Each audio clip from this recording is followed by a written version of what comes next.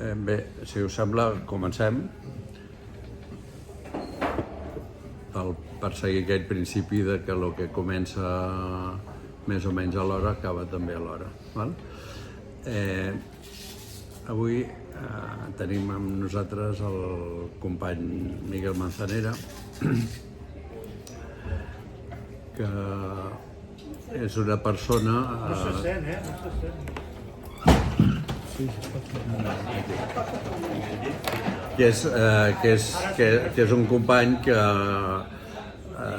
és filòsof, és militant dels moviments de solidaritat, dels moviments ecologistes, i que ha dedicat una part de la seva feina com a filòsof a estudiar la figura de Manuel Sacristán. Ell és autor, clar, per la gent jove, Manuel Sacristán, desgraciadament, conepa. No sé qui és, no? Però és una pena que gent molt activa i revolucionària de les noves generacions, en fi, no estiguin al corrent d'aquesta figura tan important, segurament el marxista millor que ha donat la tradició comunista i ecologista en aquest país. Llavors, el Miguel va fer la primera tesi, pocs anys després de la mort de Manuel Sacristán, sobre la seva figura, i aquest és el llibre que presentem avui. Trajectòria intel·lectual de Manuel Sacristán, teoria i pràctica. L'ordre del títol em sembla que és una decisió editorial. No sé si... En fi, llavors, ella ens parlarà de la seva feina, de la seva tesis. No ens espantéssim, el llibre no té el format de tesis, és l'adaptació editorial diguem-ne, perquè sigui més llegible. Una tesi és una cosa molt pesada. Però abans de donar-li la paraula, dir 4 coses sobre el Miguel. Ens vam conèixer, crec que el 2014, amb unes jornades a Mèrida, a Mèrida també, en el moment en què estava iniciant-se el cicle de mobilització que ara s'està tancant. En Miguel és autor d'aquest text, Atravesando el desierto, que és una visió del marxisme, actualitzada al marxisme, als problemes actuals. El títol pot semblar una mica pessimista, però jo crec que és senzillament realista, Atravesando el desierto. També el Miguel té una ascendència, és madrileny, té una ascendència valenciana, parla notablement bé el català del sud, o jo ara mateix estic parlant en valencià del nord, és igual, no? I ha publicat aquesta novel·la des del sud, en valencià, properament adaptada al català, al valencià del nord. Ha fet poesia, és expert en cultura àrab de la península, o sigui, el seu vano de preocupacions intel·lectuals és important.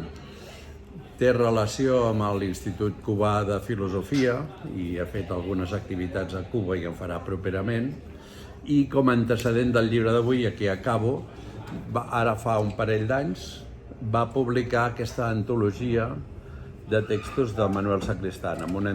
És una selecció seva, de textos d'ecologia i de política de Manuel Sacristán. Els textos de Sacristán són, en fi, omplen bastantes més plenes que això. O sigui, és una selecció buscant coses que a la gent a l'actualitat puguin interessar als militants i als que lluiten pel canvi social, en favor de l'ecologia i tal. Es diu Ecología y Ciencia Social, reflexiones ecologistas sobre la crisis de la sociedad industrial. Són textos de Manuel Sacristán amb un pròleg que ell mateix ha fet. No? És la mateixa editorial, Irrecuperables, d'acord? Doncs, bueno, doncs, sense més, li passo la paraula perquè ens parli del seu llibre.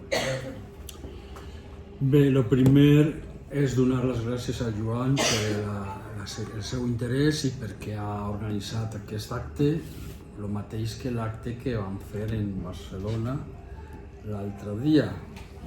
Això no se sosté, Joan. S'hauria d'aguantar. No ho sé. Massa superestructura. I també al joc Anònims per donar-nos l'espai per a fer aquesta reunió, que estem quasi en família, veritat, que, com diu Joan, la gent jove no sap encara la nostra tradició política i filosòfica i activa i socialista que hem tingut en aquest país. Ara n'hi ha un trencament, diríem, entre les generacions que hauríem de superar, no?, d'alguna manera. Bé, i gràcies a vosaltres per vindre, per estar així escoltant la xerrada i també l'interès per el llibre. Jo parlo una mica el valencià, com ha dit Joan, però no soc... Jo penso que parlaré en castellà per a fer la presentació, que me resultarà més fàcil, perquè jo soc d'Extremadura, viu en Extremadura des de fa 30 anys o 35 i per tant, bé, vostès me disculpen. Gràcies per això. Bé, bueno, entonces, pasando ya al castellano y a la presentación del libro. Voy a explicar un poco cómo surge la idea de hacer una tesis sobre Sacristán y quizás, bueno, lo más significativo son un par de anécdotas que sucedieron cuando comenzamos el trabajo de hacer la tesis. En primer lugar, yo había leído a Sacristán de muy joven, los primeros textos marxistas que leí, que fue el prólogo al Anti-Düring. El prólogo al Anti-Düring es uno de los textos más interesantes y significativos de Manuel Sacristán, y yo era un joven interesado en las cuestiones políticas y entonces leí Anti-Düring y el prólogo me fascinó, me pareció muy interesante porque nosotros en el grupo de jóvenes que estábamos comenzando nuestra actividad política, eran los años 70, ¿no?, en plena transición, al comienzo de la transición, pues habíamos leído a Martha Harnecker, Los conceptos elementales del materialismo histórico, que era el primer libro al que se accedía porque parecía más sencillo y más claro, pero claro, es un estructuralismo frío, seco, cientificista, y no tiene la vitalidad y la enorme experiencia política que uno puede entrever en el libro, en el prólogo de Sacristán y en los escritos de Sacristán. Entonces a mí me fascinó y recuerdo que mi discusión con mi amigo íntimo Rafael fue que yo decía, me ha encantado sobre todo que habla del marxismo como moral, que es una idea que está en Gramsci y que Sacristán desarrolla con mucha coherencia. Entonces esta cosa, bueno, mi compañero, mi amigo Rafa, se molestó diciendo, eso no es moralidad, de moralismo, no va para nada, y tal, que estamos en ruptura con la Iglesia Católica y la moralidad significaba para nosotros, tenía connotaciones de carácter religioso, represivo, etc., ¿no? Habíamos leído el psicoanálisis de Freud, de Reich y todas estas cosas, y la moral nos sonaba un poco a cosa vieja y anticuada. Pero claro, ahí hay un concepto de moral totalmente diferente, que es, como digo, lo que va a desarrollar Gramsci cuando habla del estado ético, de la necesidad de una nueva sociedad que se tiene que fundamentar en una sociedad civil, que no tiene normas coactivas, sino tiene una norma que se impone por la costumbre, que se impone por el consenso, que tiene sus formas de coacción o de imponerse, pero no son de tipo violento, sino de reconocimiento de la personalidad, ¿no? La aceptación social o el rechazo social, que es otra forma de imponer una norma, pero mucho más suave y mucho menos violenta, que se puede contestar de una manera mucho más libre, digamos, ¿no? Bueno, el caso es que yo después había leído artículos suyos en El País y me seguía interesando como filósofo, y yo, bueno, por una serie de circunstancias de mi vida, pues me tuve que poner a trabajar y estaba trabajando como cartero. Entonces hice mis estudios en la UNED, en la Universidad de Distancia, y cuando llegó el último curso, el quinto de carrera, pues había una asignatura que llevaba Andrés Martínez Lorca, que era Historia de la Filosofía Española. Entonces hice un trabajo sobre Averroes, que de ahí me viene también mi interés por la filosofía musulmana en nuestra península ibérica, y también un segundo trabajo sobre Sacristán. Entonces, cuando Andrés leyó mi trabajo sobre Sacristán, me dijo: mira, esto que has hecho podría valer como una tesina. ¿Por qué no haces la tesis doctoral sobre Manuel Sacristán? Y yo acepté, y entonces hice los cursos de doctorado, y la universidad, el departamento de filosofía me aceptó, porque muchas veces hacer una tesis es difícil si no tienes un apoyo institucional, pero en este caso el apoyo institucional salió inmediatamente, y entonces me dieron la beca de investigación. Pero para darme la investigación, la beca, Ripalda, que fue finalmente José María Ripalda, mi director de tesis, especialista en Hegel, perteneciente, bueno, muy conocido en Alemania por sus conocimientos sobre Hegel, su especialidad hegeliana, me puso una condición: te vas a ir a Barcelona y vas a entrevistarte con Juan Ramón Capella, y lo que él diga, si él te acepta, te damos la beca y haces la tesis.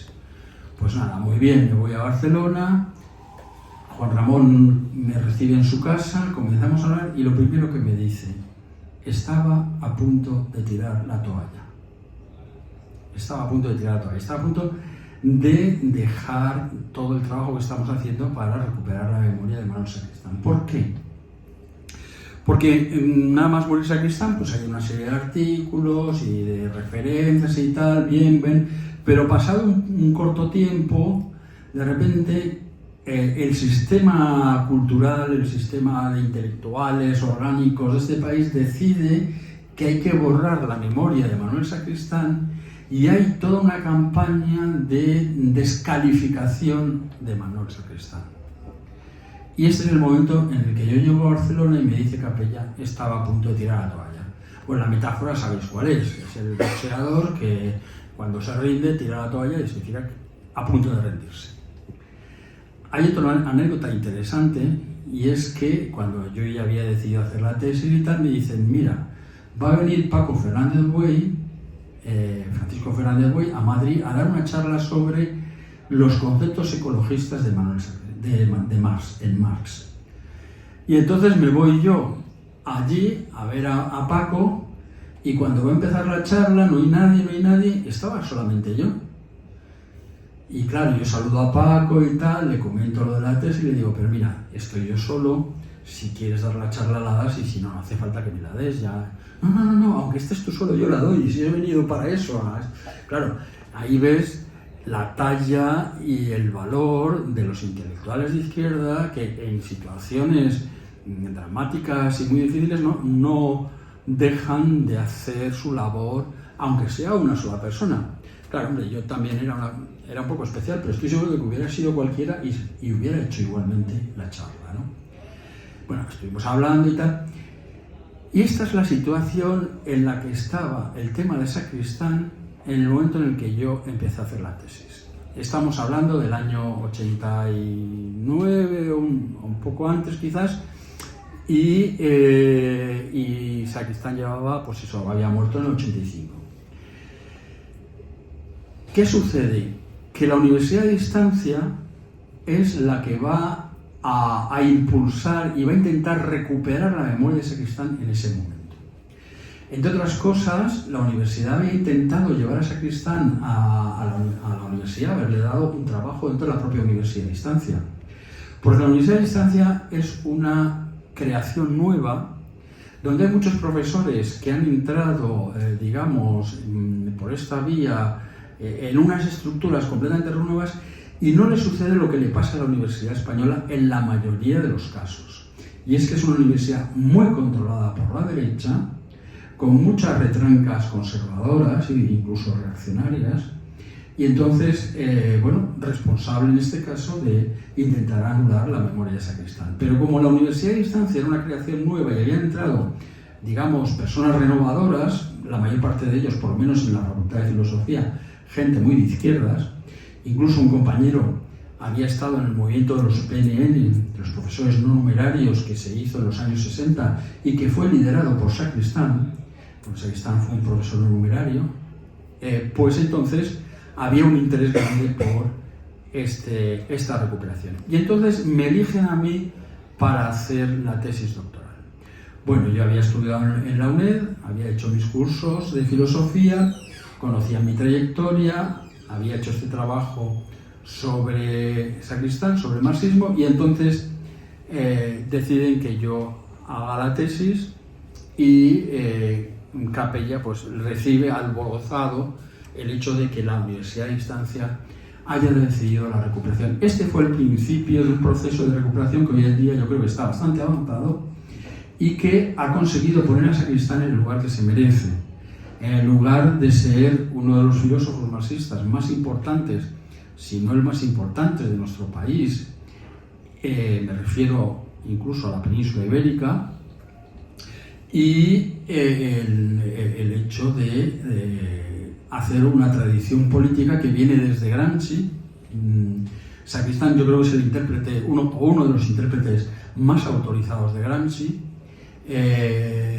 por una cuestión muy sencilla, porque no solamente porque estuvo casado con Giulia Linolfi, que era una miembro del Partido Comunista Italiano y por tanto conocía muy de cerca la política italiana, había seguido no solamente a Gramsci sino también a Togliatti, sino también por una cuestión geográfica, histórico-geográfica, y es que Italia y España, Portugal, los países mediterráneos del sur de Europa, pertenecen a la misma región geográfica, están dentro de lo que podríamos llamar el centro capitalista, pero en una posición subordinada, y los procesos históricos son muy parecidos y geográficos son muy similares, ¿no? Además de que Gramsci es de la zona periférica de la periferia, ¿no? Digas, de Cerdeña, es sardo, ¿no? Con lo cual su preocupación por la cuestión meridional es muy importante y además aporta elementos muy interesantes de análisis de las realidades sociopolíticas del sur de Europa, como ha hecho también el libro de la cuestión meridional, la publicación de la cuestión meridional, que nos aclara mucho estos aspectos de Gramsci. Bien, entonces este fue el origen. Hemos conseguido que Manuel Sacristán sea ya una referencia importante, aunque todavía los jóvenes no lo conozcan. Esperemos que acaben madurando estos movimientos y acaben entrando en el conocimiento de la tradición, sin la cual no hay realmente, sin el conocimiento de la historia, no hay realmente conocimiento marxista, ¿no? O sea, el marxismo es para conocer el marxismo hay que conocer su historia, en la medida en que el marxismo es un programa de investigación social, histórico, y como tal programa de investigación va renovándose o tiene que renovarse continuamente para ponerse a la altura de la historia y comprender los hechos que se van sucediendo históricamente, y por otro lado porque enraiza en lo más profundo de la historia humana, poniendo los valores comunistas de la clase trabajadora, de las clases subalternas, como el centro de sus aspiraciones políticas, históricas, sociales, utópicas, ¿no? Entonces, en este sentido, el marxismo entra dentro de la historia y es plenamente histórico, y además su pensamiento es un pensamiento sobre la historia. Quizás no se puede hablar hoy en día sobre la filosofía de la historia, que es un concepto ya muy criticado, que tiene muchas dudas. Pero sí que hay, primero, un pensamiento, un reconocimiento de la experiencia histórica en la filosofía, en la ciencia del materialismo histórico, y una posición histórica que establece los ideales, las finalidades de la acción humana racional, ¿no? Que es la construcción del socialismo. Por lo tanto, el marxismo está dentro de la historia, anclado en la historia, y es profundamente histórico. Bueno, de ahí también que mi tesis doctoral haya sido una trayectoria intelectual. No se puede entender a Sacristán si no es como un proceso de maduración, un proceso de pensamiento en desarrollo, que además va asimilando las experiencias históricas del movimiento comunista a lo largo de los 60 años en los que él vive. Bueno, los 60 años no, porque hay una etapa de adolescencia en la cual él no es marxista, pero bueno, sí que hay una experiencia histórica ya vivida en su personalidad. Y entonces la tesis se desarrolla buscando explicar el desarrollo de su personalidad intelectual, buscando explicar cómo ha evolucionado su pensamiento al hilo de las experiencias históricas que va viviendo, que va conociendo su autor, ¿no? el Manuel Sacristán. Y bueno, yo creo que conocéis suficientemente esta personalidad, pero bueno, la tesis lo que hace en su metodología es recoger unos principios metodológicos que están también en Sacristán, pero que provienen de Gramsci. La idea de que el pensamiento, la reflexión sobre un filósofo marxista tiene que ser inmanente, es decir, tiene que basarse en los mismos principios que él establece como elementos de interpretación de la realidad. Es decir, Manuel Sacristán tiene una forma de interpretar los hechos históricos, de interpretar el pensamiento marxista, de interpretar la ciencia, que son los que hay que aplicarle a él mismo para poder entenderle. Es decir, principios como pues eso, el materialismo, la dialéctica, etc., ¿no? Esta es la primera idea. La segunda es que una personalidad en evolución se basa en determinados principios, ¿sí? El leitmotiv, que le llama Sacristán en algún momento, que es un principio de interpretación de la realidad y un principio de acción, o sea, de orientación de la práctica. Estos principios van variando a lo largo de su vida, porque Sacristán irá modificando sus concepciones. En principio, pues adoptará una posición existencialista en connotación con la coyuntura histórica que está viviendo, adoptará el marxismo en el año 56, cuando conozca bien cuál es la situación histórica en la que se desarrolla Europa en aquellos años, pasa a la crítica del marxismo dogmático a partir del año 64 al año 68, porque hay una crisis muy grave del movimiento comunista en esos años que todavía no se manifestará plenamente. Se manifiesta primero en el terreno teórico, por ejemplo en los escritos de Gramsci o en los escritos de Togliatti, pero no se manifiesta claramente como pérdida de audiencia social, por decirlo así, sino simplemente que, aunque sigue siendo todavía una ideología de las masas, por ejemplo en Italia, donde el Partido Comunista Italiano alcanzará el sorpaso en las elecciones europeas del año 70 y tanto, del año 80 y tal.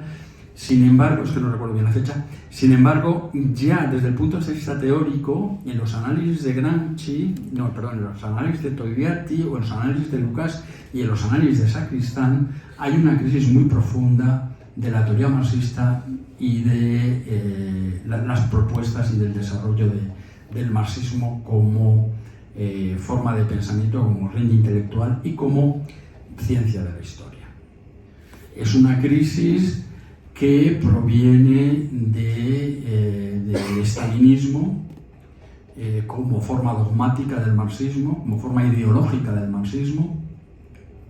Lucas dice que el estalinismo, el gran pecado del estalinismo es haber hecho retroceder el marxismo como ciencia, como forma de pensamiento, y que eso tiene no solamente es una cuestión ideológica, no solamente es una cuestión del desarrollo filosófico, sino que también tiene una realidad práctica en el hecho de que en la URSS se ha constituido una burocracia que de alguna manera se ha constituido en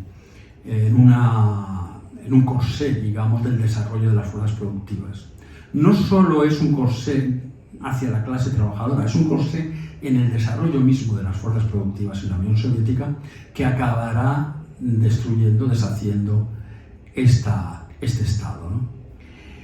Y este análisis está ya en Sacristán en los años 60, ya digo, en el año 64, en el año 67, en el año 70, cuando hace los estudios de Lenin, de Gramsci, de Lucas, todo ese periodo de crítica, de autocrítica de Sacristán, está claramente ya comprendido el problema teórico. El problema teórico de la falta del desarrollo marxista, que luego poco a poco se irá dando cuenta de que es un problema práctico en la cuestión burocrática. En primer lugar, porque él tiene un enfrentamiento radical con la dirección del SUC. El SUC aparece como un partido que es mayoritario en la clase obrera, pero que tiene una dirección burocrática que va a impedir que se desarrolle como un partido realmente revolucionario y transformador. Claro, esto no aparece inmediatamente.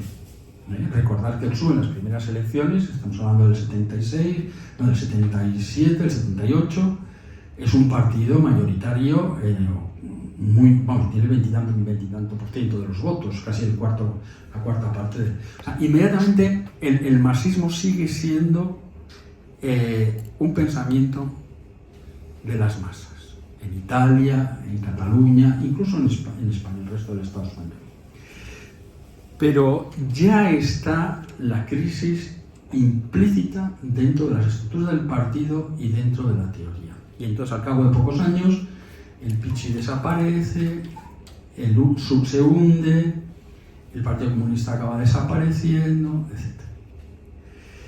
Bueno, esto es un poco el análisis que yo hago después de haber estudiado todas estas cuestiones. Entonces, el enfrentamiento de Sacristán con la dirección del partido, fijaros, acaba en el año 69, cuando él acusa a la dirección de ser oportunista y de no ser capaz de cambiar esa característica de la dirección. Hay una carta a Josep Serradell, que es uno de los temas que ha estudiado también Joana Serradell, que luego rompió con el Partido Comunista, la adhesión al PCC, el Partido Comunista de los Pueblos de España, el Partido Comunista Catalán. Y entonces, en esa carta, él dice con mucha claridad de que rompe con el partido porque no puede seguir con esa dirección oportunista. Pero es que el problema viene de antes, el problema viene de la expulsión de Claudine del partido.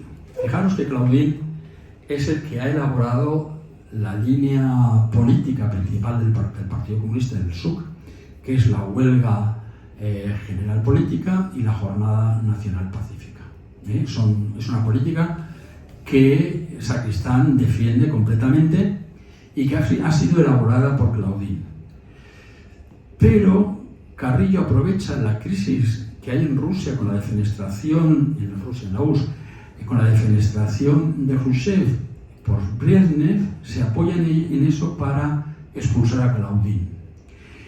Y hay un debate político que es la cuestión de si después de la crisis, de la caída de la dictadura, se va a abrir un proceso de avance hacia el socialismo, ¿no? Y entonces Claudine dice que no, que la caída de la dictadura y la llegada de la democracia puede suponer una estabilización capitalista. Y Carrillo defiende un subjetivismo revolucionario en el cual pues afirma que no, que eso va a haber un proceso hacia el socialismo. Claro, aquí hay que decir que la célula de intelectuales de Cataluña, que era lo que Sacristán había organizado, mayoritariamente piensan que no hay motivos para expulsar a Claudine. Hay una divergencia política, se puede discutir, hay una mayoría, y lo que tiene que hacer Claudine en todo caso es someterse a la mayoría, pero no hay por qué expulsarle, ¿no? No se ve claro la expulsión del grupo de Claudine, que incluye también a Semprún, como recordaréis, aquí en Cataluña a Francesc Vicens y a Soler Tura, ¿no? Entonces, ¿qué sucede? Que la dirección del partido piensa que el propio Sacristán es claudinista. Y Sacristán tiene que hacer auténticos encajes de bolillos para impedir que el problema claudinista genere una disolución de la sección de intelectuales que estaban muy disconformes con las decisiones de la dirección, y la dirección empieza a hacer toda una serie de maniobras de control burocrático de los militantes. Así es como lo dice Manuel Sacristán en sus papeles, y esto pues genera un auténtico caos en el partido que le hace imposible organizar consistentemente este sector de intelectuales. Sacristán tiene que hacer un encaje de bolillos porque habían hecho un trabajo político muy importante en los años anteriores y corría el peligro de que eso se perdiera. Fijaros que estamos hablando del año 64 y en el año 66 es la Capuchinada, que es una movilización de masas enorme en la Universidad de Barcelona y que desborda completamente los elementos represivos de la dictadura, ¿no? La reunión de los sindicatos de estudiantes en el convento de los capuchinos, apoyada por la ciudadanía catalana, la ciudadanía de Barcelona y en general por toda la, mayoritariamente en Cataluña, ¿no? Bien, este problema, por lo tanto, es uno de los motivos de la dimisión irrevocable de Sacristán, acusándoles de oportunistas.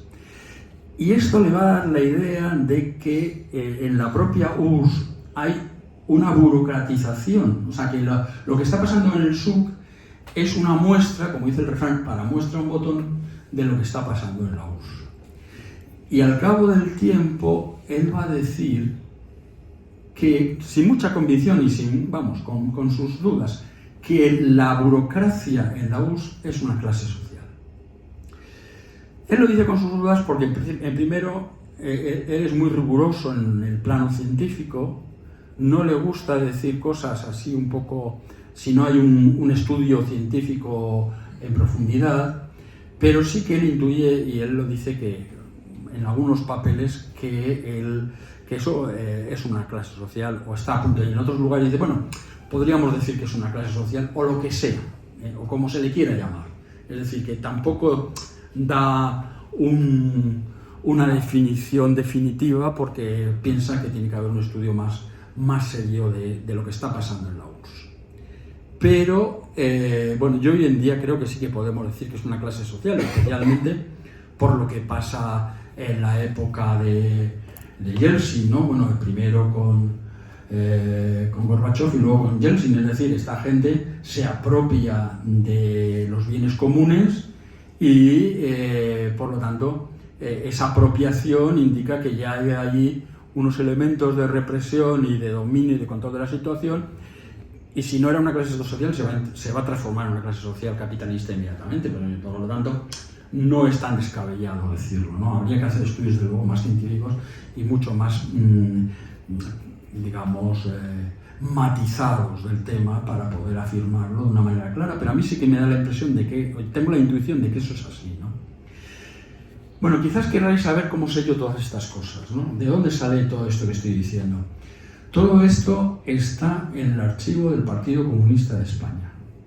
Cuando yo hablé con Capella la primera vez, me dijo, mira, me interesa sobre todo esto, que hagas una investigación de los archivos del partido. ¿Por qué? Porque hay un intelectual que se llama Gregorio Morán, que escribe un libro que se llama Grandeza y Miseria del Partido Comunista de España. Es un libro que es un libelo, es un libro que tiene bastantes cosas un poco de, bueno, iconoclasta, digamos, desmitificador, pero a veces se pasa de sarcasmo, ¿no? Por ejemplo, la figura de la pasionaria a veces la trata con poco respeto, ¿no? ¿Por qué? Porque Gregorio Morán, que había sido miembro redactor de Mundo Obrero, se la tenía guardada cuando le expulsa, cuando tiene problemas y tal, y entonces eso se venga con ese libro de alguna manera. Pero con todo lo rebuscado o menospreciado que pueda ser este libro, sin embargo sí que tiene unas notas muy importantes, muy interesantes, donde él habla de unos documentos que hay en el Partido Comunista. Él conocía muy bien el archivo del Partido Comunista, fijaros, o sea, si era redactor del Mundo Obrero en la clandestinidad, tenía que conocer todo eso perfectamente. Y había hecho la investigación y había sacado documentos en los que hablaba de Sacristán, donde Sacristán decía cosas y tal. Entonces, Capella me manda al archivo del Partido Comunista a hacer esa investigación. Y en efecto, yo descubrí 33 documentos de Sacristán, quizás haya alguno más. Yo hice la investigación desde el año 61, que aparece el primer documento en relación con una huelga universitaria, y luego hasta el año 70, donde él ya ha roto con la dirección y tal, y no hay, a mí me pareció que no había más documentos, ¿no?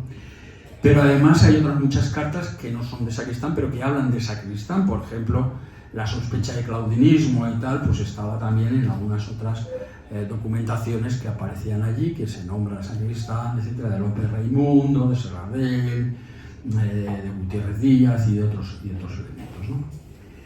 Y de ahí es de donde, y eso es una investigación interesantísima, a mí me resultó apasionante, porque y además yo creo que nadie lo ha hecho con la suficiente rigurosidad, y me parece una investigación muy importante.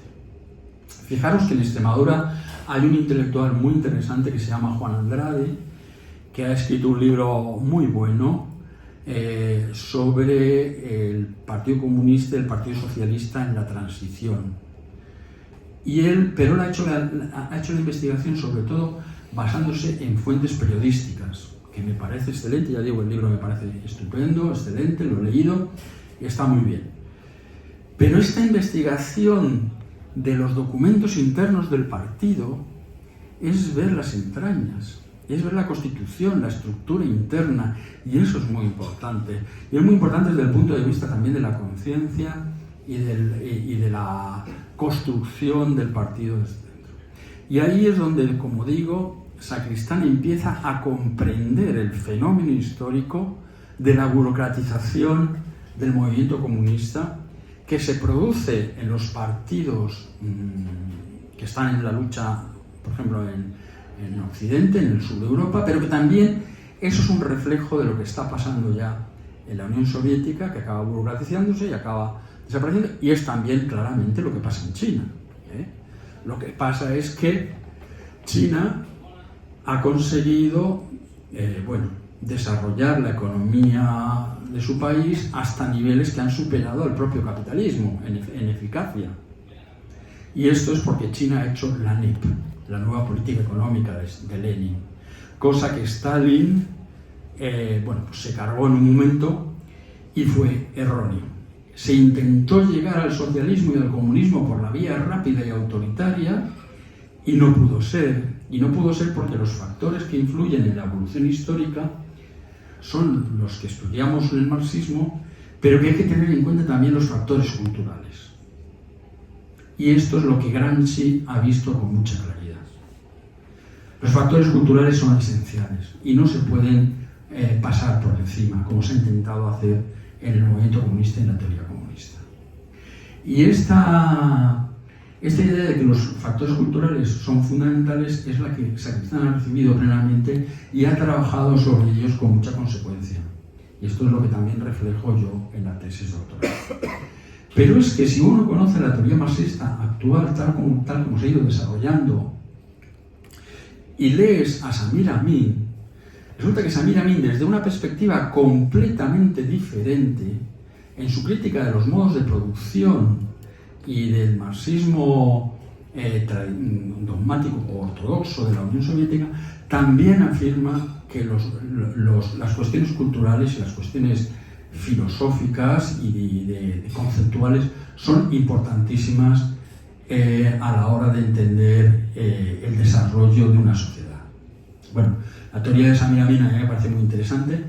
Es una crítica de los modos de producción tal y como los hemos entendido hasta ahora, desde el punto de vista de una economía y de una cultura periféricas al capitalismo, subalternas, como es Egipto, y por lo tanto es el punto de vista no eurocéntrico que muchas veces se ha sostenido desde aquí, sino desde la crítica del eurocentrismo. Yo creo que hoy en día, y además lo he comentado también en Cuba con intelectuales cubanos, y ellos están de acuerdo, que es la visión de los modos de producción que se debe adoptar en nuestros días, superando, bueno, esa visión eurocéntrica que aparece también en Marx, en el prólogo a la contribución a la crítica de la economía política, ahí aquello de los modos de producción que son el esclavismo, el feudalismo, el capitalismo, etcétera, etcétera. Y entonces resulta que Samir Amin dice que no va por ahí la cosa, que el modo de producción asiático es el modo importante del desarrollo de las fuerzas productivas durante toda la historia, mientras que el feudalismo y el esclavismo son modos de producción periféricos que están fuera del desarrollo fundamental de las fuerzas productivas en Asia, en China, en la India, en Mesopotamia, con el Islam, por ejemplo, etc. Bien, por lo tanto, esto también nos indica otra cosa muy importante, y es que las intuiciones que Sacristán ha tenido a lo largo de su experiencia política, reflexionadas críticamente a partir de la teoría del materialismo dialéctico y del materialismo histórico, esas intuiciones resultan ser plenamente modernas, plenamente actuales, contemporáneas. Tienen que ser la base para reconstruir y para desarrollar el marxismo en nuestros días. Y esto ya se ve claramente y de una manera ya casi deslumbrante cuando él comienza con el problema ecologista. Que esto es en los años... bueno, esto empieza con el año 71, cuando se escribe el informe del Club de Roma, y entonces el Club de Roma ya ve claramente los límites de la economía capitalista y los problemas que se van a crear en el futuro por el agotamiento de las materias primas. El Club de Roma incide sobre todo en el problema de las materias primas, del agotamiento de las materias primas, que va a traer un límite insuperable del sistema. Luego esto se va a desarrollar también por el problema de la contaminación y el problema, bueno, pues de la guerra y de la destrucción. Bueno, el problema de la guerra ya venía de antes, el problema de las armas atómicas, etcétera, ¿no? Contaminación, agotamiento de materias primas, sobrepoblación. Fijaros que hablar de superpoblación para un marxista es difícil, porque hay una crítica de Marx no me acuerdo ahora cómo se llamaba, a Malthus, efectivamente, sobre el problema de la población, pero Sacristán dice, no, es que el crecimiento de la población realmente es un problema para la humanidad, ¿no?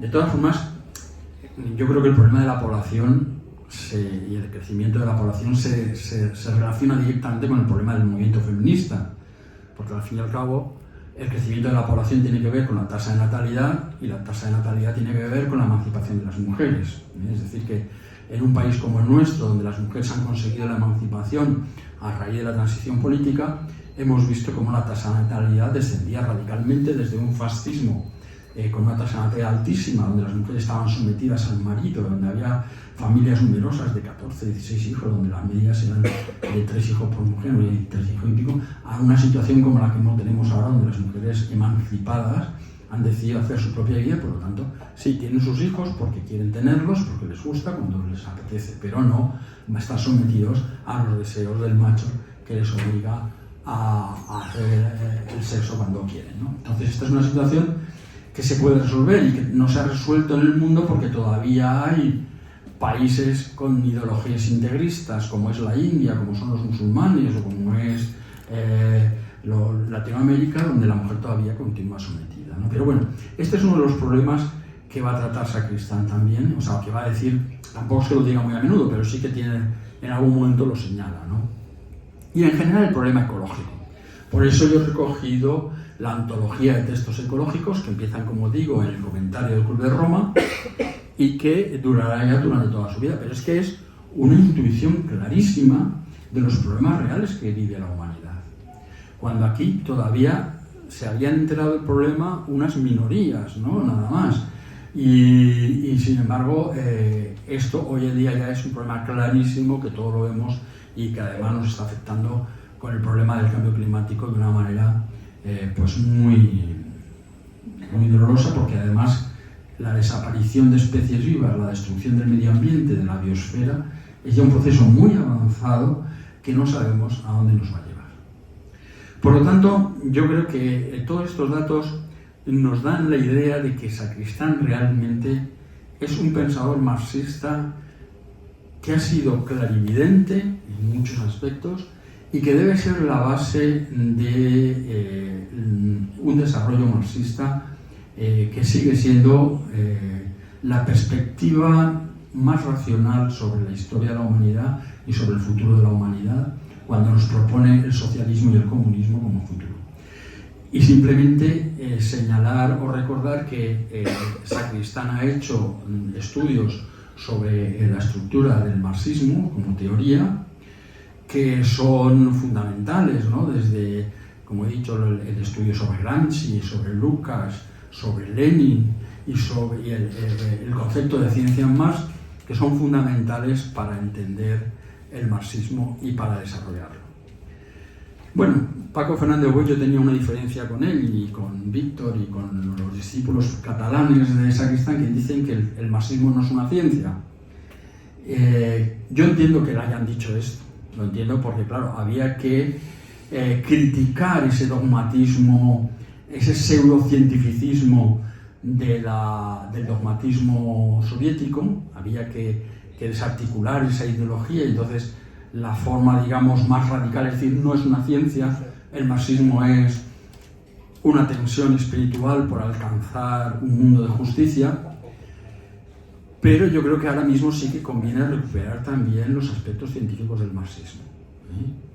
Creo que, por ejemplo, en el terreno ecológico, la perspectiva marxiana o marxista es mucho más acertada, mucho más clara en sus postulados que lo que hizo, por ejemplo, Georgescu Roentgen, que es uno de los grandes teóricos del ecologismo científico, de la economía ecológica, que es muy importante su estudio, su investigación, hay que leerla, pero cuando uno la lee, vamos, desde una perspectiva marxista es mucho más claro, más, porque por ejemplo en Georgescu Roentgen, que es un liberal, pues cuando habla del tiempo de ocio, no muestra cómo el ocio alienado del capitalismo basado en el consumo es uno de los grandes problemas de la ecología, y no lo muestra porque al fin y al cabo pues él está dentro de una academia que tiene que defender ese tipo de cosas, mientras que más cuando habla del ocio creativo,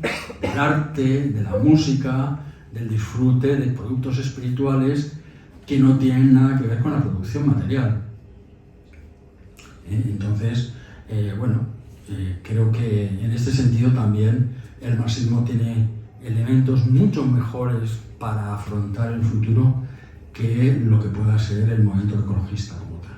Bueno, ya me callo y os dejo la palabra.